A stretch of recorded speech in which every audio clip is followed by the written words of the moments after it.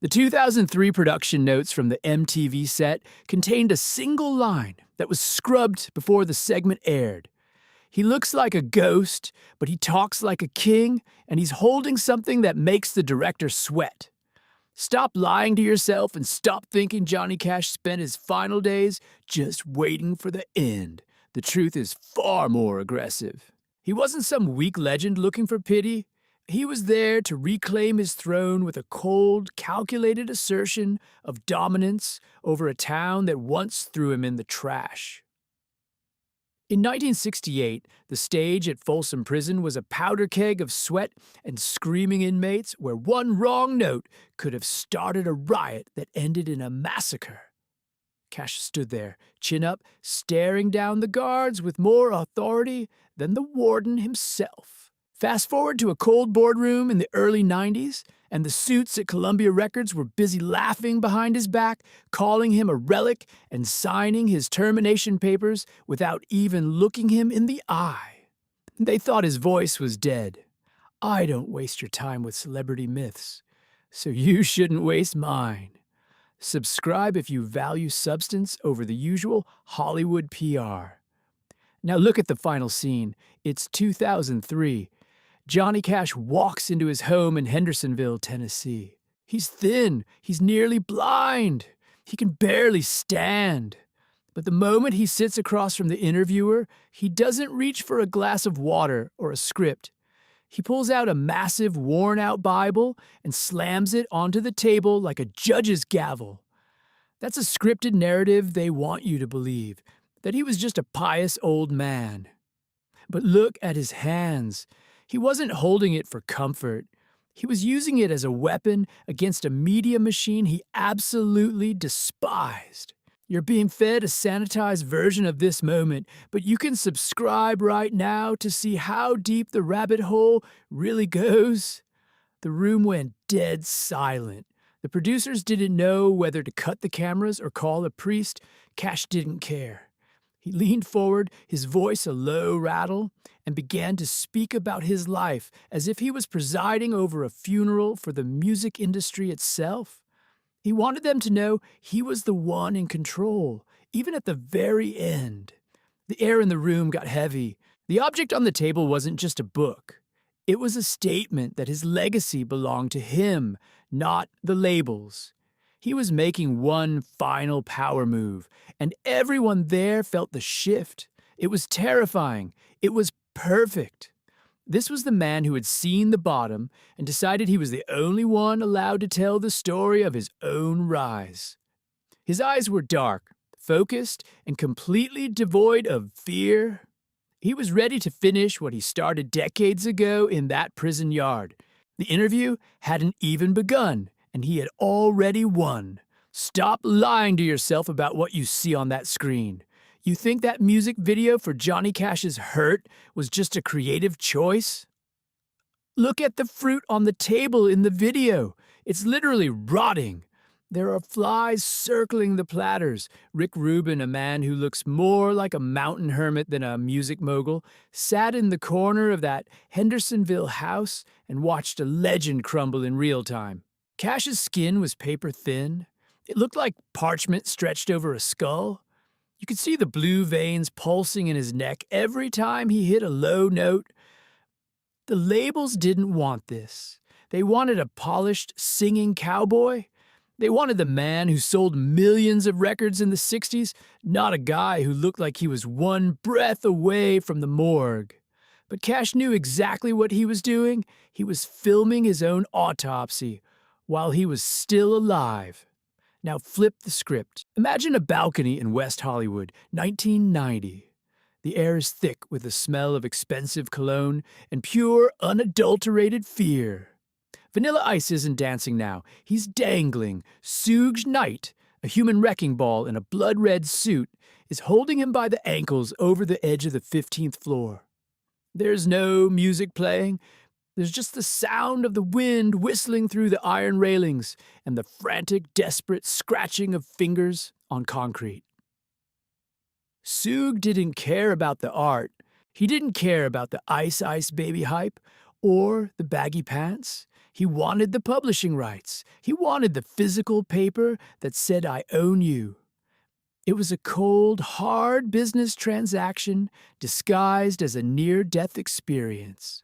This is the part of the industry they never show you in the glossy documentaries. It's all about who holds the leverage.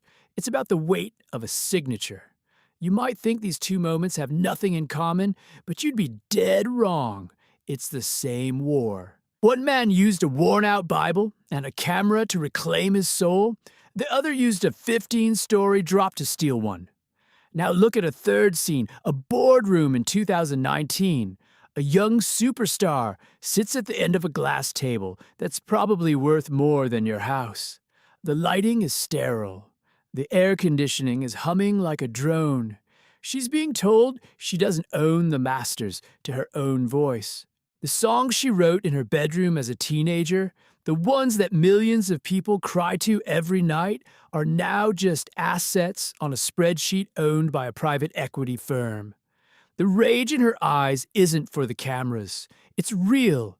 She realizes she's just another name on a long list of people who got played by the same system that tried to bury Johnny Cash and extorted Vanilla Ice.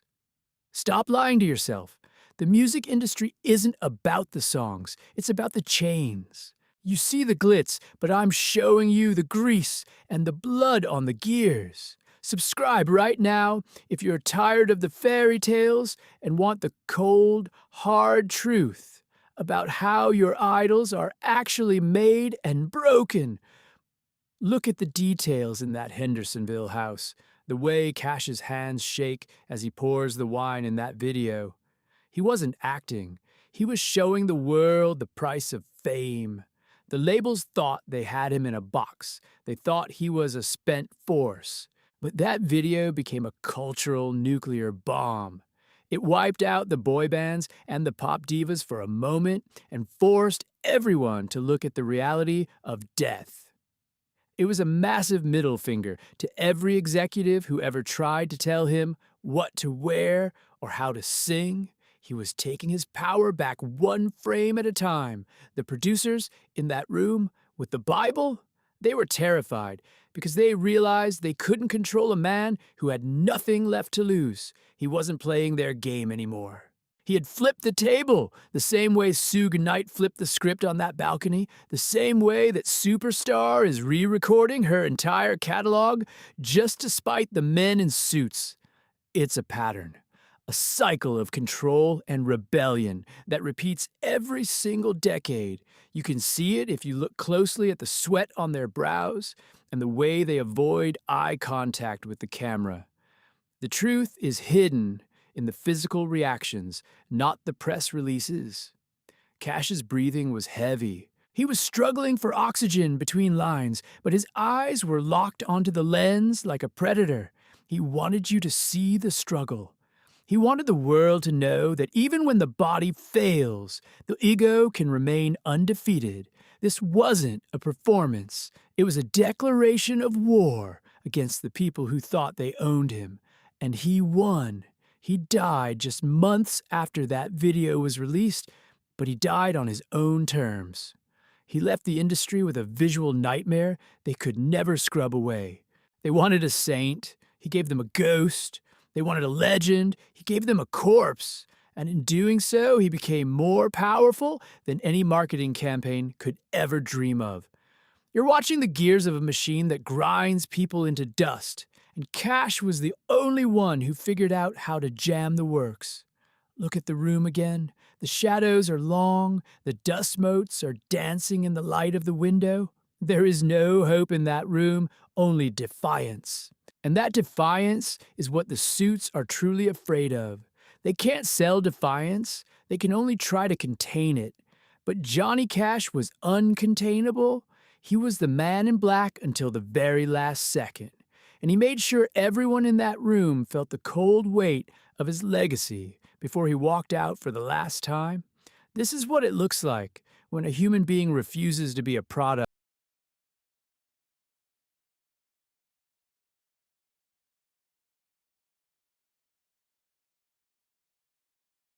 balcony again. Vanilla Ice signed the papers. He gave up the money to keep his life. Cash refused to sign anything. He used his final breaths to burn the house down with the executives still inside. Two different paths, one brutal reality. The industry always wins, unless you're willing to die to prove them wrong. Look at the superstar in the boardroom. She's choosing the cash path. She's fighting back. The air in that room is freezing, but she's not shivering.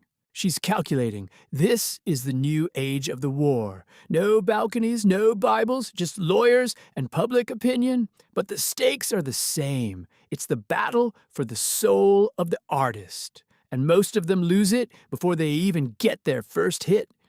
You see a platinum record, I see a gilded cage.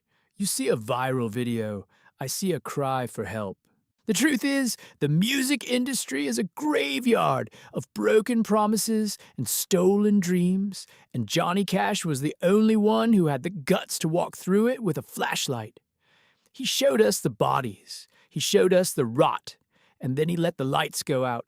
That's the reality they don't want you to think about when you're streaming your favorite playlist. Right? They want you distracted, they want you numb. But once you see the rotting fruit on Johnny Cash's table, you can never look at a pop star the same way again. The mask is off, the game is rigged, and the only way to win is to refuse to play. Cash didn't just sing a song, he executed a legacy. And the echoes of that execution are still shaking the foundations of every record label on the planet.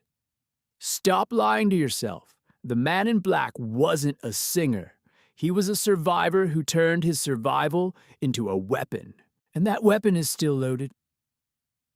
The camera didn't blink when Johnny Cash stared into the lens, his hands shaking as he poured water into a crystal glass that looked too heavy for him to hold. That wasn't a scripted narrative designed to win awards. It was a direct assault on the plastic world of Nashville. He was showing the suits that his decay was more valuable than their perfection. This is the same cold calculation we see today in the high-rise boardrooms where pop stars are firing their entire management teams. They aren't having breakdowns. They are executing a corporate divorce. While Vanilla Ice was dangling off a balcony, Cash was building a fortress of authenticity that the industry could never touch or replicate. He took their money, used their studios, and then used his final moments to prove they never owned a single second of his soul. You see the jewelry and the private jets, but the reality is much darker. It is a world of ironclad, non-disclosure agreements and predatory interest rates. The superstar you see on your feed today isn't just a singer. She is a legal entity fighting to reclaim her own name from a filing cabinet in Los Angeles. She learned the hardest lesson there is to learn in this business. If you don't own your mistakes, the company will package them and sell them back to you at a premium. Stop falling for the polished image they feed you on the morning news. Subscribe to Enter the Autopsy Room, where we dissect society's lies and rip the skin off these industry myths to show you the gears moving underneath. The industry didn't celebrate Cash's return to the top. They were terrified of it because he proved the machine was obsolete. He died with his boots on and his contracts shredded. Today, the most powerful woman in music is currently re-recording every single song she ever wrote just to make sure the men who tried to buy her life end up with nothing but empty folders. The war for the records is over, but the war for the data has just begun. There are currently 6 different lawsuits filed by former child stars that the major labels are spending millions to keep out of the public eye. Those lawsuits are just the smoke before the total meltdown of the old guard.